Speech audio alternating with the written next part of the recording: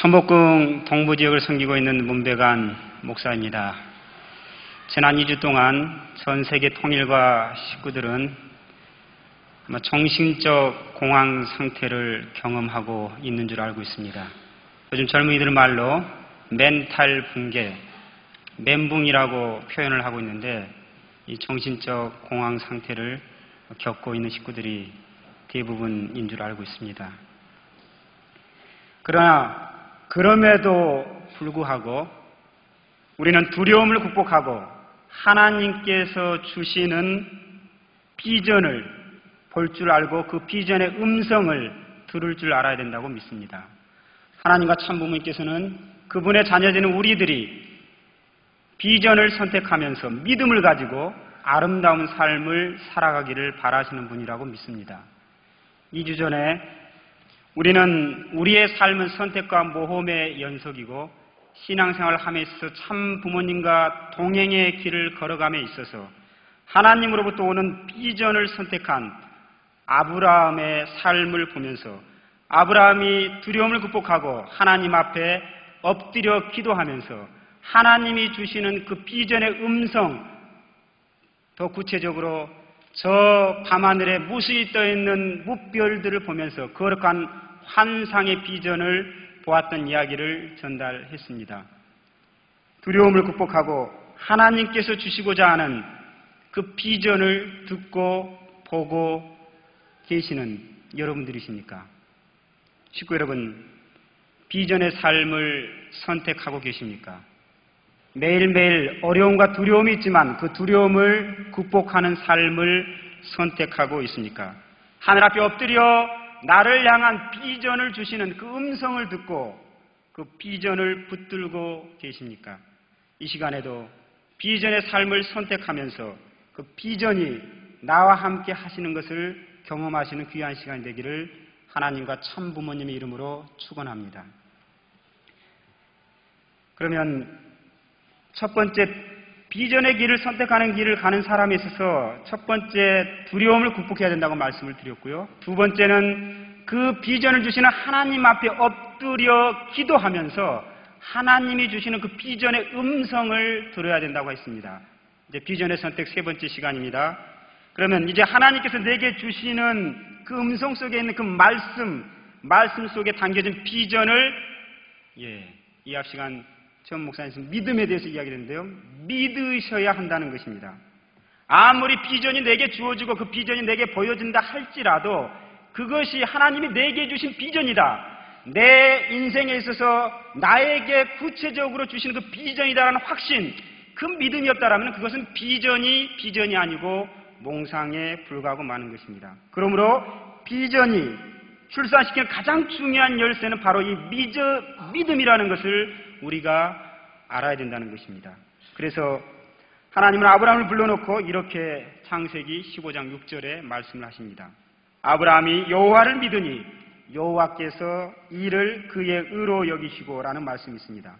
이와 같이 하나님은 꿈을 꾸는 사람들을 좋아합니다. 그리고 그들이 하나님을 신뢰한다고 고백했을 때 그 믿음을 의롭다라고 여겨주시는 하나님입니다. 그리고 하나님은 이런 사람을 쓰십니다. 이런 사람들을 통해 하나님의 뜻을 이루십니다. 우리는 그런 사람들을 가리켜 뭐라고 합니까? 미셔너리, 혹은 이런 사람들을 가리켜 비저너리라고 합니다. 비저너리. 우리는 하나님의 미션을 갖고 하나님 뜻을 펼쳐가는 하나님 나라의 주인공으로 쓰임을 받는 아름다운 선택을 하는 저와 여러분들이 되시기를 하나님과 참부모님 이름으로 축원합니다. 저에게는 중학교 1학년의 딸애가 한 명 있습니다.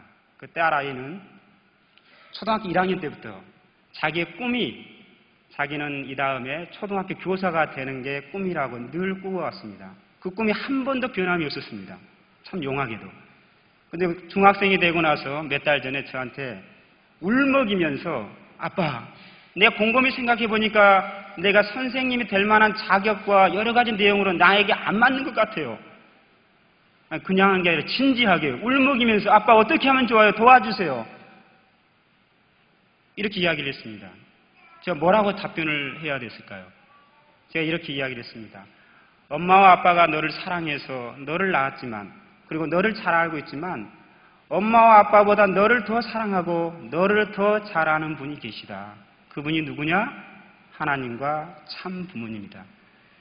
너를 절대유일 불변 영원하신 하나님께서, 참 부모님께서 너에게 가장 좋은 것을 주려고 준비하고 계신다. 그래서 그 하나님에게 물어봐라. 아빠도 도와주겠다. 그런데 그냥 물어보면은 하나님이 응답을 하지 않는다. 하나님 앞에 가장 고요한 시간에 지금 시작한다면 경배를 하루에 최소 12배를 드리면서 그리고 마음을 분별하고 하나님 앞에 내가 뭘 해야 될지, 어떤 길을 선택해야 될지 기도로서 강구해보라. 이렇게 답변을 했습니다.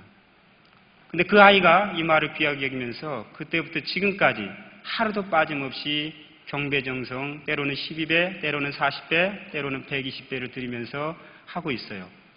과연 이 아이가 어떻게 자기의 길을 찾아갈지 저도 궁금합니다. 이와 같이 오스기닛이라는 사람이 자기의 책 소명이라는 책에 이런 말을 했습니다. 진정한 비전은 우리로 하여금 밤에만 꿈을 꾸게 하는 것이 아니라 낮에도 꿈을 꾸게 한다라고 말을 했습니다. 낮에도 꿈을 꾸는 사람들, 낮에도 그 꿈이 보이는 사람들, 그것이 진정한 비전입니다. 그들은 그 꿈을 보는 순간부터 준비하기 시작합니다. 그들은 그 꿈을 보는 순간부터 행동하기 시작합니다. 이들이 바로 비전의 주인공입니다. 이들이 바로 역사의 주인공입니다. 이들이 바로 하나님 앞에 쓰임받는 주인공들 되는 것입니다. 저는 결국 인생은 두 가지 유형으로 나눈다고 생각합니다. 두 가지 유형이 뭐냐? 첫 번째 시간에 이야기했던 것처럼 비전을 붙들고 사는 사람, 하나는 그냥 생존에만 매달리는 사람, 하루를 그렇게 살고 또 다가오는 하루를 그냥 그렇게 사는 사람, 생존에만 매달리는 이런 사람들. 여러분들 선택을 하신다면 어떤 것을 선택하시겠습니까? 비전을 선택하시겠습니까? 아니면 생존만 하는 인생을 선택하시겠습니까? 생존의 목표와 목적이 뭡니까? 왜 여러분 생존하고 계십니까? 어떤 사람은 생존의 유일한 목표가 좀 더 오래 살기 위해서라고 생각하는 사람들이 참으로 많습니다. 제가 인터넷에 잠깐 보니까요. 요즘 아줌마들이, 부인들이 가장 제일 싫어하는 남편이 뭘까? 이런 내용이 나와 있는데요. 뭘까요? 제일 싫어하는 남편이 생명보험에는 들어놓지 않고 열심히 운동하는 사람이라고 합니다. 여러분 주변에 남자분이 있으면 한번 옆을 봐보십시오. 당신도 그러한 남자입니까? 한번 물어보십시오. 옆에 보시고 한번 물어보셔요. 확인을 한번 해보심으로써 우리의 마음이 다시 한번 새롭게 될 수 있거든요. 당신도 그러한 남자입니까?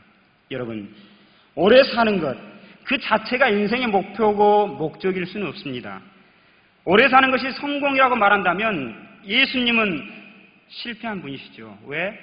33세 인생밖에 살지 못했으니까요. 그러나 누가 예수님을 실패자라고 말합니까?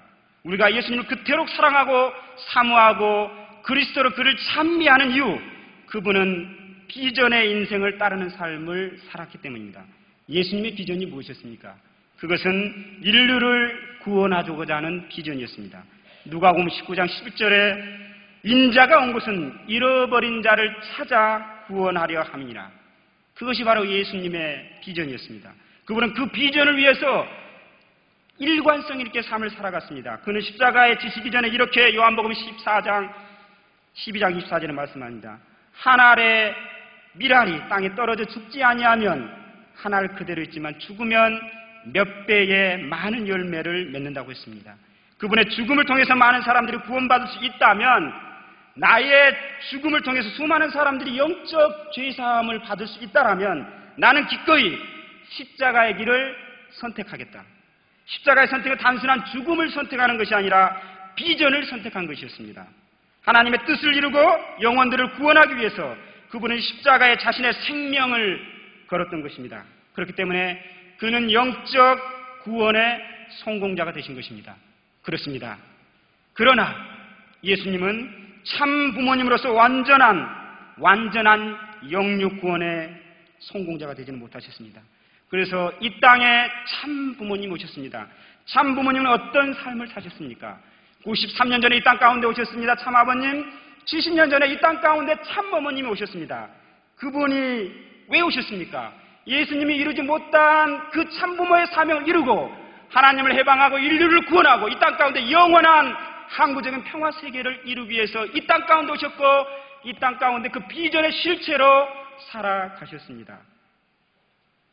여러분, 그러나 이 땅 가운데 오신 그분을 준비된 기독교인들은 논리와 박해로 찔림을 당하게 하시고 고난을 당하는 그 가운데서도 7사부활 8단 완성의 승리의 팻말을 이 땅 가운데 꽂으셨습니다. 그 승리의 연장선 가운데 이제 구체적으로 그 승리의 날을 우리가 축하하는 날을 기다리고 있습니다. 아버님 영어로 배우면 기원절의 그 한 날을 우리가 하나님의 비전 성취의 성공을 축제하는 우주적인 축제가 열린다고 말하고 있습니다. 수많은 민족, 수많은 언어, 수많은 문화권에서 나온 모든 사람들이 하나님 앞에 엎드려 그분을 찬양하는 거대한 축제, 우주적인 축제가 있다라고 말합니다. 여러분, 그날 그 축제에 참여할 것을 기대하십니까? 그렇다면 그날 그 축제에 여러분도 가슴 설레이는 비전의 증거자로서 그 자리에 참여하기를 원하십니까? 그렇다면 그분의 비전, 하나님과 참부모님의 비전이 저와 여러분의 비전이 되어야 되지 않겠습니까? 어떤 사람은 그냥 날마다 살기 위해서 사는 사람이 적지 않습니다. 오늘 내 가슴에 가득 채우는 설레이는 비전이 있어야 합니다. 비전이 없다고요? 그렇다면 하나님 앞에 엎드리십시오. 하나님께 물으심이 합당하지 않겠습니까? 그리고 하나님이 주신 이 비전을 붙들고 절대적 믿음으로 일관성 있게 다름질하는 저와 여러분이 되시기를 하나님과 참부모님 이름으로 축원합니다. 여러분, 우리의 선택 무엇을 선택하겠습니까? 비전의 인생을 사시겠습니까? 아니면 생존만 하는 날마다 그런 하루하루 지나는 삶을 사시겠습니까? 이 질문을 바꿔봅니다. 저와 여러분의 선택, 비전입니까? 아니면 생존입니까? 다음 시간에 희망에 대해서 말씀을 드리겠습니다. 감사합니다.